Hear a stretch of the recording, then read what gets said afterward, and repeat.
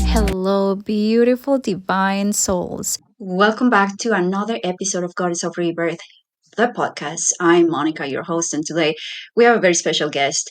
We're going to be talking with an educator and a beacon of change in her community, especially when it comes to tackling taboo topics. Today's conversation is going to be really, really interesting. We're going to breaking the stigma around menstruation among teenagers and preteens.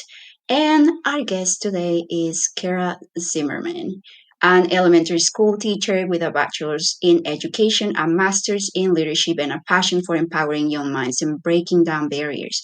She's here to share her insights, experiences, and strategies for fostering open, honest conversations about periods in the classroom and beyond. Welcome to the show. Kara, how are you? Thank you so much. What a sweet introduction. I'm great. I'm so happy you're here with me today. Let's talk a little bit about an introduction. Tell me, what do you do? Where are we based? Where are you based? We're in the same country, so that's a blessing. And yeah, and then we dive deep into the conversation about periods. Okay, yeah. So I am living in Suzhou, China. I've lived here for 8 years now. In the last 4 years, I've been teaching English at a foreign language school. I have taught grades 4, 5, 6, and now I'm in grade 3 as I travel with my class each year.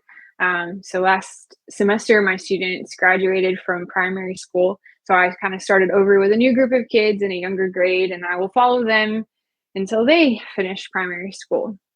So, yeah. So last year you were teaching sixth graders, and that's the age is around like 11, 12. We were teaching the same grade, by the way. So you were Yeah. telling me this beautiful experience you had teaching a class. Tell me more about it. What were you teaching about that the topic about menstruation came up?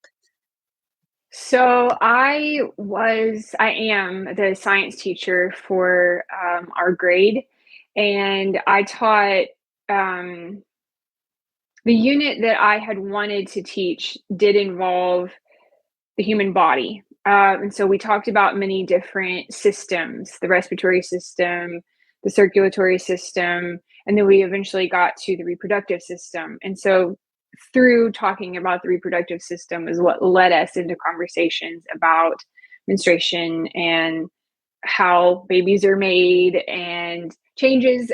Particularly, I focused because they were 11 and 12 years old. They were right at the age of beginning to go through puberty. We talked a lot mostly about that and how puberty affects boys and girls differently. So that was kind of how it got started. And it was not something that I was sure I should be doing. I was a little nervous to be having the conversations. I was not sure if a parent or the school would get upset with me. So I was kind of taking a risk, and all went well. No one complained, so I'm thankful for that. Yeah. That's great. Did you find any barriers, any taboo, stigma around this conversation that you were having? Did you let them ask questions and it was an open discussion, or it was more like, tell me more about how they reacted? It was kind of a combination of both, letting them ask questions and presenting information. I taught this class to 3 different groups of students. Um, and 2 of those groups of students, it was a mixed class of males and females. So obviously that made it more uncomfortable for all of us, me included. I felt like I said, I felt nervous because I wasn't quite sure if I was going to get in trouble for doing this, but I also knew how awkward it could be as at least a female, and I imagined how awkward it would be for a male of that age to be talking about these topics and have the opposite gender in the same room. Um, So I always tried to really, when I taught this to the classes that had both genders, I prefaced that, this is, we're going to take this seriously. We're not going to make fun of each other. We're not going to laugh at each other. Like if somebody asks a question, we're not going to snicker and like this is where we can be mature about this. Like I welcome questions, but we're going to be respectful. And I always talked a lot about being respectful. So um, yeah, it was a combination of presenting them with information. I mean, obviously, as I'm teaching English, it's their second language. There was a lot of grammar, or not, sorry, not grammar, vocabulary that was involved of just teaching words like ovum and sperm and ovaries and the ovary duct and, so many different words like that. But then also toward the end of the unit, there was an opportunity for them to several things. There was an opportunity for them to write out questions, and I got like an old tissue box, and I gave everybody a piece of paper, and I made everybody fold up the paper and put the paper in the box, whether they had written something on it or not. That way, every single person got up and put their paper in the box as if they asked a question. And I said, you can ask anything you want, and I will do my best to answer it. Um, and I did that with all three classes. And obviously, I can get to it like later, but the class with all girls, because I had one class that was just all girls, we were able to go into much more detail, because I didn't feel the awkwardness for the boys or for the girls to talk about um, things in more detail.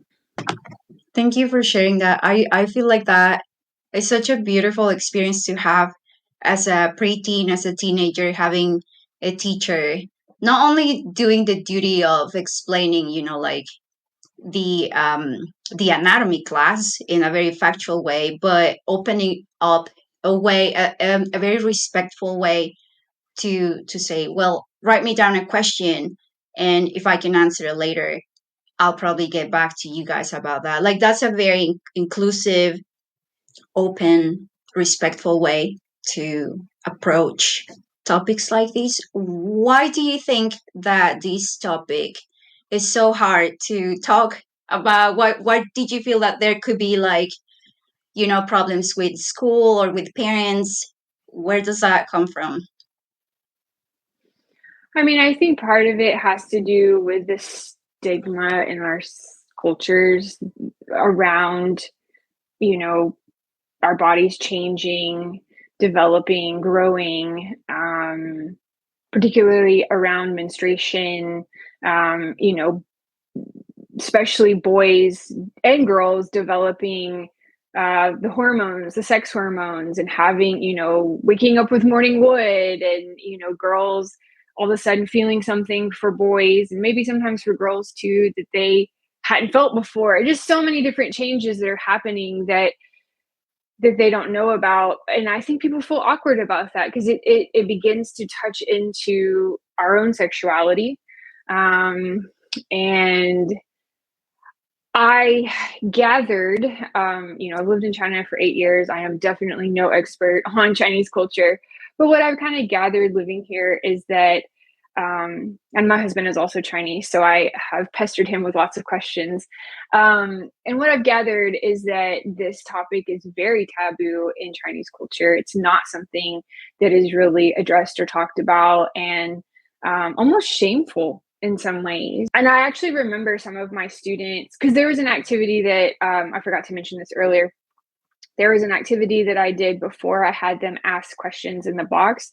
It was like a homework assignment for the weekend to talk to their parents about what it was like for their parents to go through puberty, and to kind of create this open dialogue with their parents. And I was really shocked kind of on different fronts, because for some kids, they were like, oh, I've already talked to my mom about all of this, or I've already talked to both of my parents about all of this. And like, we've already had this discussion. This isn't really new. And I was like, that's really great. But then for other kids, I was like, on the other side, shocked, because some of the kids' responses to me were like, I could never ask my parent this. Like, maybe they asked a question one time and their parent was like, "We don't talk about this." And I feel so sad for those kids in particular because, I mean, these are very natural questions. Your body's changing a lot and it's scary, and you need a place to be able to figure that out. And so, yeah, I guess it's just our culture and our society. And I'm from America, and it's pretty stigmatized there as well. But I'm not quite sure if it's to the same degree as it is here. Have you noticed any changes from the time when you were in elementary school and you were taught about periods, if you had that conversation at school, and now do you feel like it's more open? Is it changing, or what's your perspective in that regard? So I do not remember ever having any sort of class or learning experience at school that talked about puberty or menstruation or any of that. All I can remember is like a very poorly done sex education class that was filled with scare tactics in high school. Um, for me personally, I don't really recall my stepmom saying all that much to me. I'm sure she said some things, to kind of like maybe something of like, if you ever see blood, let me know, and we can get you some supplies, or something like that. But I had seen like her period products in the bathroom and whatnot. So it was like something that I was like vaguely aware of, but not really. It was kind of my mom who helped me a little bit more later on when I was trying to figure out how to use tampons and was struggling. But yeah, I feel like it was kind of something that I had to figure out on my own and talk to friends at school, or things like that. And so I'm not really sure if it's changed all that much, to be honest. But it could also be that my particular experience with my parents was a little bit different than like maybe some other girls my age who were also, growing up at the same time. Yeah. That's cool. When I was in elementary school, we didn't have social media, so that's Oh yeah, no, me yeah, neither. it's completely different. But now I do see, I grew up with a similar experience, like lots of shame around the topic. Let's not talk about it. And I was telling you the other day, like we even had like this coded language to Mm, so that girls could understand like my period started, but the boys couldn't know like we're talking about this thing, right? And that's yeah. so funny now that I think about it. But I do see the same thing happening here in China still, like with the girls in our class. And you were telling me a little bit about this, but how do I hide my pads so that nobody sees that I'm on my way to the bathroom and like stuff like that? That is so, it's interesting. But you speak Chinese. Yeah, you speak Chinese. And you were I'm telling me that I could get by. you speak Chinese, and you were able to understand a little bit of like what the Chinese teachers were teaching the girls about periods. Tell me more about that. Was it an empowering conversation? What were your takeaways from that experience? So I believe it was in grade 5 that someone from outside of the school came to our classroom, and I remember your class and my class were combined, and they sent all the boys out, like maybe to the other classroom or something, and all the girls were in my classroom. And I just happened to be sitting at my desk, probably planning or something. And all of a sudden, I hear her start talking. And then eventually they switched and the boys came in and the girls went out. But it was essentially the talk of your body's beginning to change. And, for girls, they did go into menstruation a little bit.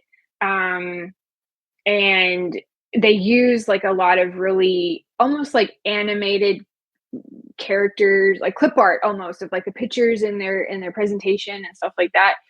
But true to kind of how the teaching style is done here, it was very top down. The person was speaking.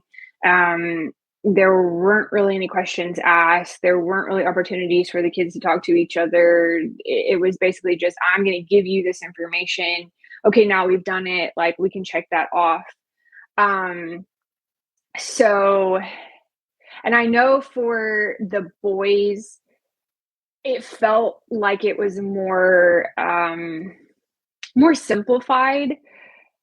Also, it was a female who was speaking, and I always felt this too whenever I was like talking um, with the groups that had mixed genders. I was kind of felt awkward to talk about the changes that boys will go through, because it is very much from like this outsider's perspective. Like, I don't know what that's like, and yeah, so it was, they skimmed the surface. I remember them talking about, like what period pain in your stomach is going to feel like, and, you know, bleeding, and how to use sanitary pads, how often to change them, and how to keep things sanitary. It was kind of stuff like that. Yeah, I love why you share that. I'm advocating for a more empowering conversation for teenagers at school Mm, about menstruation. The reason why, and I do feel like sometimes people might say, well, that's not the school's job to teach, like sex ed or period talk. I feel like there might be children at school that don't have anyone at mm, home. And I mean, at our school, children are pretty much socially at the same level, similar situations. But in other places, other schools, there might be children who have no mom, no mm, female at home at all. Some children are being raised by their grandparents who are really, really old. mm. And like having a place at school where you can have the conversation and it's safe and it's open and it's not embarrassing, it's not awkward, it's normal, it's natural. And the way that I see it is some of those videos that I've shared on social media that, like an older brother is telling the younger brother, like, hey, let's talk about it. And I'll teach you how to buy sanitary pads or tampons or Mm, whatever. Let's go to the pharmacy and mm, let's break that stigma and that awkwardness of like, oh, why do I have to do that? Like it's so natural, and the way that you yeah. present it makes a whole difference. So that's what I'm advocating for. I feel like it's doable. It's, I don't know. Y you know, at first when I started to have the class with the combined genders, I felt uncomfortable. Like, there are parts of me that was like, I feel weird telling the boys about what girls go through. Because I think I myself was, like, conditioned that it's not something you really talk about with the boys, that, it's just the women deal with this, and the women talk about it, and, it's kinda kept from. And I remember having a conversation with another coworker, a male coworker, who later on taught this same curriculum to his students, and I had kind of shared how I felt awkward about it. And he was like, boys need to know about this just as much as the girls do. And I remember in class one day when the word menstruation came up. They were very formal in all of the vocabulary that they used. And I remember having one student who he didn't understand what the word meant. And I started to, like, help him to understand, and another male student just very quickly looked at him, said the word in Chinese, and then described it a little bit, and then the kid was like, "Oh, right, okay." And it just felt so much like he knew what it was because he'd heard about it before, like, he got it. Um, and that video that you posted on your stories, it made me smile, because when the older brother was explaining to the younger brother about what happens, as soon as blood was mentioned, like in any other situation, when you bleed, it hurts. And that little boy's response of like, "Oh, does that hurt? It has to hurt."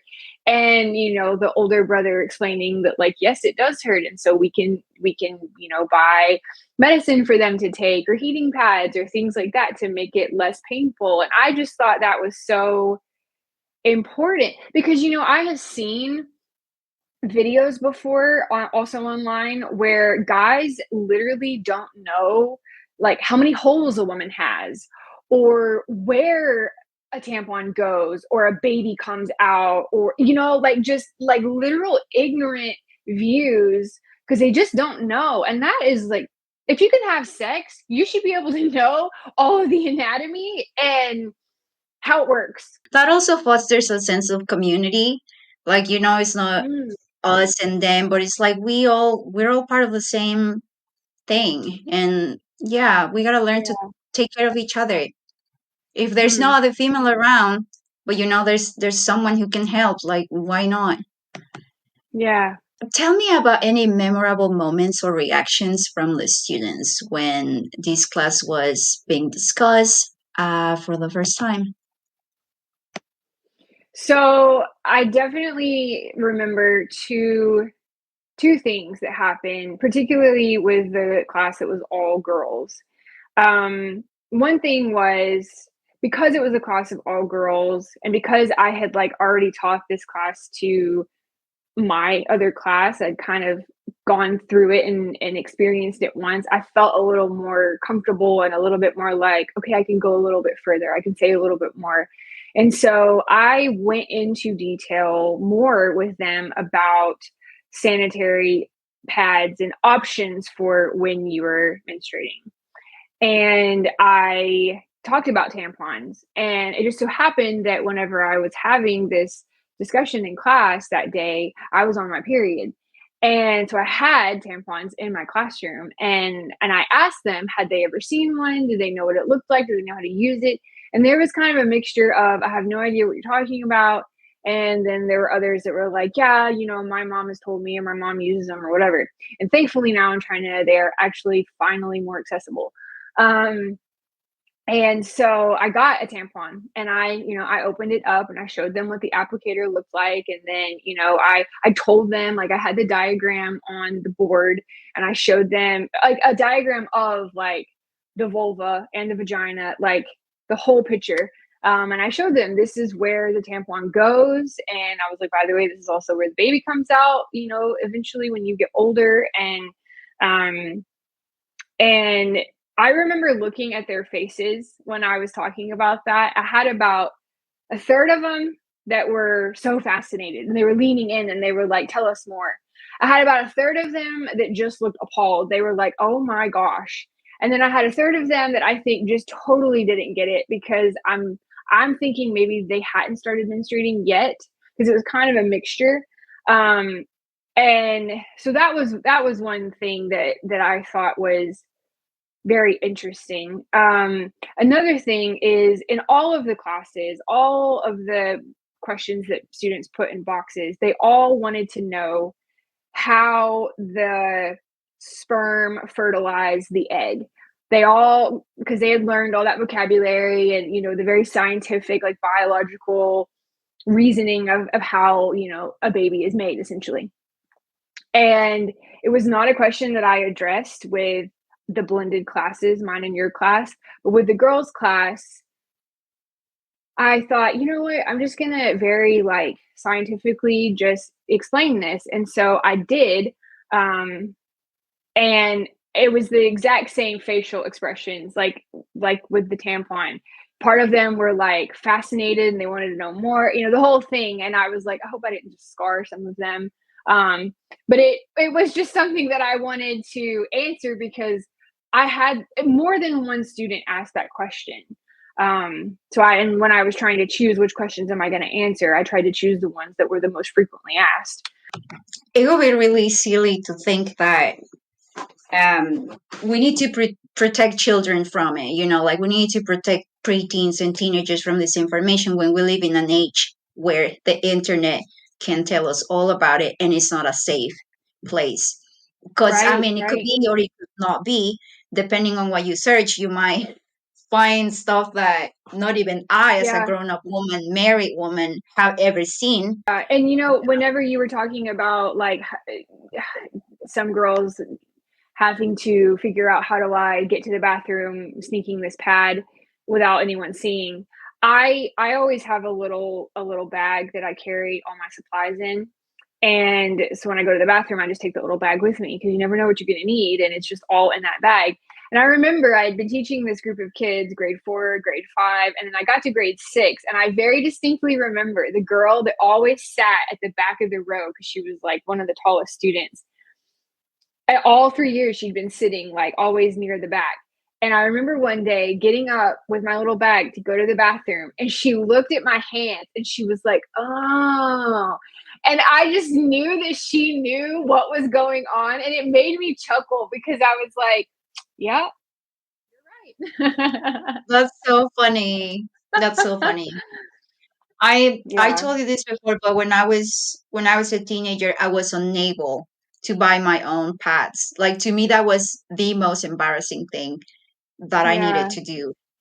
It Yeah. was extreme. And now that I was thinking about it this morning, but here in China, and in Mexico too, when you go buy your pads, they put them in a black bag. So, I Hmm. mean, there's like everything you go buy, you get the transparent ones. But if you buy pads, you get the black ones. And I'm like, no, no, no, no, thank you. I don't need a bag. I usually don't get plastic bags. I'm like, no, I'll just carry it. But especially with that, I'm like, Yeah. I'm totally fine with people knowing that Right. that I need Right. pads. Okay, in your experience, Okay. how does having this open dialogue about menstruation contribute to the overall gender equality and empowerment?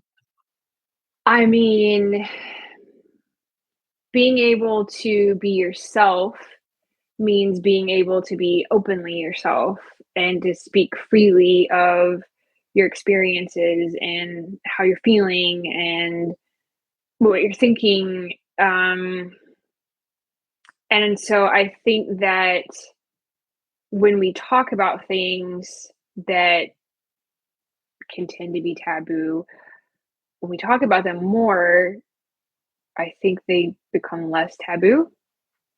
And I mean, to be educated on something that people are have the wrong facts about, or just truly ignorant about, that's always a good thing to be educated and to understand more and learn.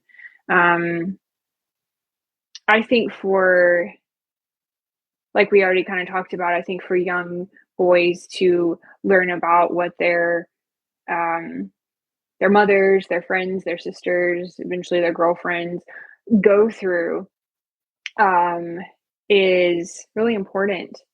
And I think for girls to be able to know that guys know about these things if they choose to um, date men, or if they have a brother or father. I mean, those men in their lives. If it's more open, then it's less stigmatized, and there's less shame around it, and less fear. I think a lot of this kind of stuff does kind of stem in fear of the unknown.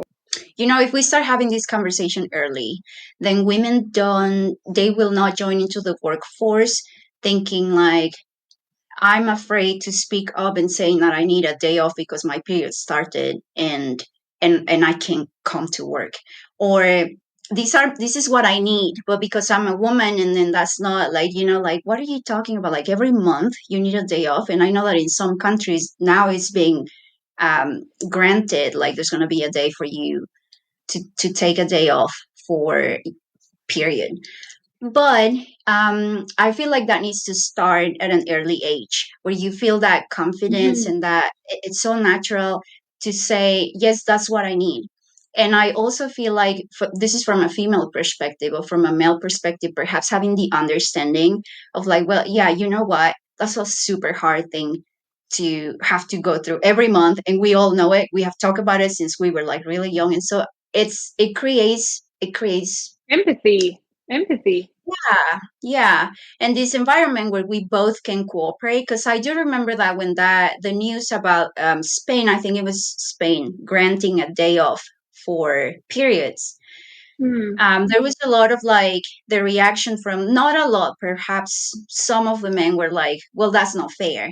Because why do we need to? And so it's not a fight, it's not about like, well, I want to have more days off because I'm a girl. Like, it's not about that. It's about creating, yeah, empathy, understanding from both sides. Well, and one thing that I would say to that, this is not something that I personally have experienced, but I know that I think the statistics are maybe like 1 in 4. I could be wrong on that, I'm not sure, but quite a lot of women suffer from, like, endometriosis, and they get, cysts on their ovaries that rupture, and, I mean, I have, I think, just your general period pain, and I've suffered with migraines my whole life, um, but it's I have usually been able to work, but there are women who are literally suffering, and it is impossible for them to get out of bed. They are experiencing excruciating pain beyond what I think I can totally understand. And so I think that there's more discussion now. I think I even saw a video just the other day of the I forget his name, the Steve Irwin, his son was talking at a big event for awareness of endometriosis, and he was talking about breaking the stigma and supporting women and providing resources and education. And I was like, this is because he's such a big name, right? And to have anyone talking about it is huge. But then I think also to have a male perspective, saying this is important, and men, we need to be aware of this and we need to support the women. I think that's really huge. I saw him too. Oh, that was so inspiring. It was Yeah. so good. So good. And I think maybe Okay. his sister Mm, suffers from endometriosis. I think maybe yeah. that might be why he's first gotten to know about it. Mm. Okay. My last question for you. Looking ahead, what changes would you like to see in how society approaches and discusses menstruation, especially in educational settings? When the outside person came to the school to talk to the kids that day, and they split up the boys and the girls. That day, I remember thinking, "Oh, that was a good decision. Like to make it less awkward for everyone, and have the girls together, the boys together." And like I've already shared, when I had the combined class, I felt awkward at first, um, but I think that, like we've talked about already, boys need to know this. And so perhaps whenever these types of talks happen, there is a portion of it that is everyone together. And then maybe there's a portion of it that is separated when maybe they go into more details about, how to keep yourself clean, or, things like that. Perhaps I don't really know how the specifics would work, but I think having boys aware of what girls are going through, and girls aware of what boys are going through puberty specifically, I think is important. Um, but definitely teaching young boys what menstruation is like for the women in their lives, because we all have some woman in our lives. Totally agree with that. Yeah. And in such a natural way, I feel like shame needs to go away. After my after the people came and spoke to the students before the boys came back into the classroom, I remember my co-teacher talking to the girls and telling them if they ever are in need of underwear because they've had an accident, or pads, or if their stomachs are hurting and they need, if they needed anything, that they could always come to her and talk to her. And I was really impressed that she said that to them and was there for them in that way. And she always had the supplies ready, if they needed anything, which I just thought was really. I don't know if our school nurse has stuff like that. I'm not sure, perhaps they do, but I think it's probably a lot less awkward to just go to your teacher than have to like go all the way across campus to um, the nurse. So Yeah, yeah. And we're talking about a school that is doing a decent job, but there might be schools that have no access to anything. There's absolutely no conversations about it. There's no one that you can come talk and say like, "Hey, I need right, help." Like something happened, or right, yeah, yeah. yeah, yeah. Are there any final thoughts or anything that you would like to share before we wrap up this episode? Oh gosh. Well, just the last thing you just said made me think about. I think it's an organization in, I want to say Nigeria, maybe Kenya. I, I'm not, I can't remember which country, but where they are trying to get sanitary pads to more young girls and have access to clean and safe resources. And, where we come from and where we're living here now, it's relatively privileged. Um, but not all places are like that. And I don't, I'm not very familiar, to be totally honest, but I cannot imagine being in a place where I don't have access to clean, resources for dealing with the period blood.